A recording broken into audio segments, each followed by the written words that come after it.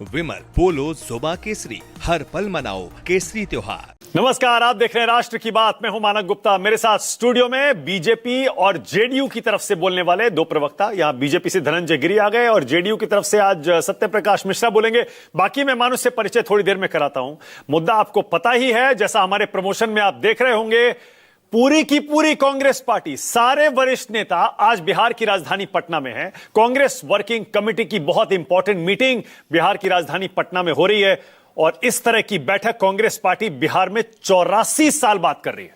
क्या वजह है? चुनाव से ठीक पहले राहुल गांधी कांग्रेस की पूरी फौज बिहार ले गए हैं और इत्तेफाक देखिए, आज ही असदुद्दीन ओवैसी भी अपनी यात्रा बिहार के सीमांचल में शुरू कर रहे हैं और अपनी यात्रा शुरू करते ही उन्होंने एक बार फिर से सेक्युलरिज्म की, धर्मनिरपेक्षता की, महागठबंधन की, इंडिया गठबंधन की जिम्मेदारी और गेंद तेजस्वी यादव और राहुल गांधी के पाले में फिर से डाल दी। कह रहे हैं हम तो सिर्फ 6 सीटें मांग रहे हैं।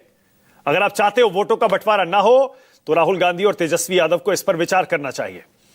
तेजस्वी और राहुल एक साथ बिहार में चुनाव में किसकी नींद उड़ाएंगे, इस पर थोड़ी देर में चर्चा करूंगा। लेकिन उससे पहले जरा मैं आपको आज की अपडेट दे दूं और अपडेट यह है कि राहुल गांधी ने एक बार फिर से चुनाव आयोग पर वोट चोरी के मुद्दे को लेकर निशाना साधा है। राहुल गांधी, दरअसल आज इंडियन एक्सप्रेस अखबार में एक आर्टिकल छपा, उस आर्टिकल के बारे में आपको बताता हूं उसमें क्या है। लेकिन राहुल गांधी ने उस आर्टिकल को उठा लिया और एक्स पर राहुल गांधी लिखते हैं, ज्ञानेश जी हमने चोरी पकड़ी, अब आपको ताला लगाना याद आया, अब चोरों को भी पकड़ेंगे, तो बताइए सीआईडी को सबूत आप कब दे रहे हैं। यह राहुल गांधी का एक्स पर पोस्ट है और इंडियन एक्सप्रेस अखबार का यह आर्टिकल राहुल गांधी ने अपनी एक्स की पोस्ट में शेयर किया है। अब दरअसल यह आर्टिकल क्या है इंडियन एक्सप्रेस अखबार का? यह बताता है कि चुनाव आयोग ने अब अपनी वेबसाइट पर एक बहुत ही अहम फीचर ऐड कर दिया है। अब से पहले यह सिक्योरिटी फीचर नहीं था। इस फीचर का नाम है ई साइन फीचर। दरअसल ईसीआई नेट पोर्टल जो है और ईसीआई का जो ऐप है, उस पर अब कोई भी आप वोटर लिस्ट में नाम जोड़ने, हटाने, सुधार के लिए कोई भी फॉर्म भरेंगे तो इतना आसान नहीं होगा। अब आपको अपना आधार से लिंक्ड मोबाइल नंबर उसमें इस्तेमाल करना पड़ेगा। फिर ओटीपी आएगा, उस ओटीपी का इस्तेमाल करके ही आप इलेक्शन कमीशन की वेबसाइट पर फॉर्म 6, 7 और 8 भर पाएंगे। अब से पहले यह फीचर इलेक्शन कमीशन की वेबसाइट पर नहीं था। राहुल गांधी जो कर्नाटक की आलम सीट को लेकर आरोप लगा रहे हैं, वो यही आरोप था कि कहीं किसी कॉल सेंटर या किसी एक जगह बैठकर सैकड़ों मोबाइल नंबरों का इस्तेमाल करते हुए हमारे 6000 से ज्यादा वोटर डिलीट करने की कोशिश हुई। कौन कर रहा है ये? जाहिर निशाना बीजेपी पर और सरकार पर था और ज्ञानेश कुमार जी को निशाने पर लेकर राहुल गांधी कह रहे थे कि आपने इन वोट चोरों की मदद की, कर्नाटक की सीआईडी सबूत मांग रही है, हम उन वोट चोरों को पकड़ना चाहते हैं, आप सबूत क्यों नहीं दे रहे? तो अब चुनाव आयोग ने अपनी वेबसाइट में, अपने पोर्टल पर यह बदलाव किया है कि अब कोई भी वहां जाकर फॉर्म 6, 7, 8 किसी का नाम हटाने, जोड़ने या सुधार के लिए यूं ही एप्लीकेशन फॉर्म नहीं दे पाएगा। उसको पहले ई साइन करना पड़ेगा। यह फीचर सिक्योरिटी फीचर के तौर पर ऐड किया गया है। अब यह काम कैसे करता है? तो ईसीआई नेट पोर्टल पर जब आप फॉर्म भरने जाएंगे, और इस अखबार में, इंडियन एक्सप्रेस के अखबार में, पूरा आर्टिकल में पूरा प्रोसेस भी बताया गया है। जब आप ईसीआई नेट पोर्टल पर जाएंगे तो ई साइन फीचर की रिक्वायरमेंट्स आपको पूरी करनी होंगी। फॉर्म 6, फॉर्म 7 और 8 जब आप भरने के लिए वहां पर जाएंगे, यानी किसी का नाम जोड़ने के लिए, नए रजिस्ट्रेशन के लिए, हटाने के लिए या फिर कोई करेक्शन करने के लिए, तो उसमें आपको जो भी एप्लीकेंट होगा उसका आधार कार्ड पर जो नाम है और जो आप अपना नाम भरेंगे वो सेम होना चाहिए और आपका मोबाइल नंबर जो आप इस्तेमाल कर रहे हैं ये फॉर्म भरने के लिए, वो आधार से लिंक्ड होना चाहिए। तो जब आप ईसीआई के इस पोर्टल पर जाएंगे, ईसीआई नेट पर, तो फॉर्म सबमिट करने से पहले आपको यह लिंक ले जाएगा एक बाहर की वेबसाइट पर, एक्सटर्नल वेबसाइट पर, और वो वेबसाइट है सीडीएसी का ई साइन पोर्टल। सरकार का है, यह आईटी मंत्रालय के तहत आता है। तो पहले वहां जाइए, वहां अपना आधार से लिंक्ड मोबाइल नंबर का वेरिफिकेशन करिए, ओटीपी आएगा उसे डालिए, उसके बाद वापस आप इलेक्शन कमीशन की वेबसाइट में आकर तब वो फॉर्म आप भर पाएंगे 6, 7, 8। अब से पहले ये फीचर था नहीं। अब राहुल गांधी कह रहे हैं देखिए हमने चोरी पकड़ी, तब जाकर इलेक्शन कमीशन अपने ईसीआई नेट इस पोर्टल में यह बदलाव कर रहा है। अब इसी बीच आज ही इंडियन एक्सप्रेस के अखबार में एक और खबर छपी है बिल्कुल इसी आर्टिकल के साथ।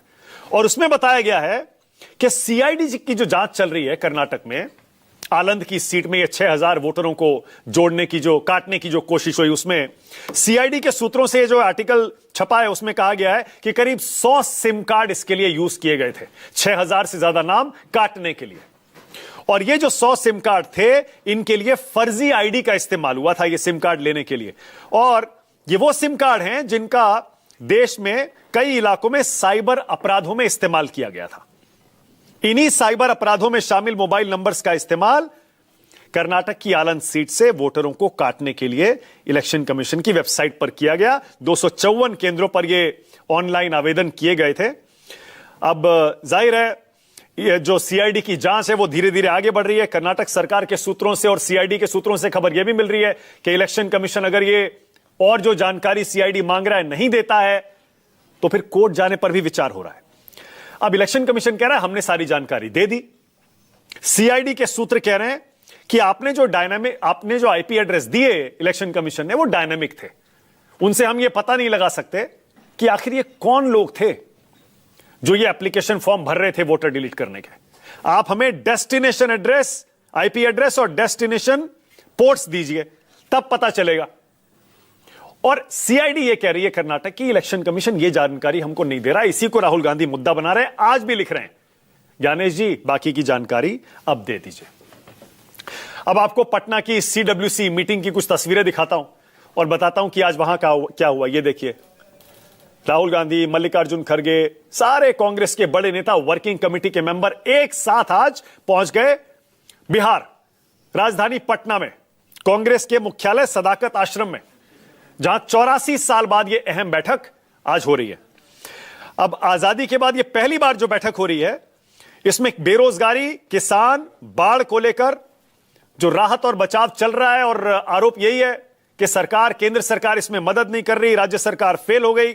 और वोट चोरी का मुद्दा भी इस सीडब्ल्यूसी की मीटिंग में कांग्रेस पार्टी ने उठाया और यह भी बताया कि किस तरह अंतर्राष्ट्रीय स्तर पर भी, मंच पर भी मोदी सरकार पूरी तरह फेल हो गई है। मल्लिकार्जुन खड़गे ने इस बैठक में जब सबको संबोधित किया, उन्होंने कुछ प्रमुख बातें कही, वो भी जरा देख लीजिए। मल्लिकार्जुन खड़गे कहते हैं देश चुनौतीपूर्ण और चिंताजनक दौर से गुजर रहा है। वोट चोरी जो ये सरकार कर रही है, इसका मतलब है दलित, आदिवासी, गरीब का राशन चोरी, बच्चों की स्कॉलरशिप, परीक्षा चोरी, पेंशन चोरी, अल्पसंख्यक कमजोर से चोरी।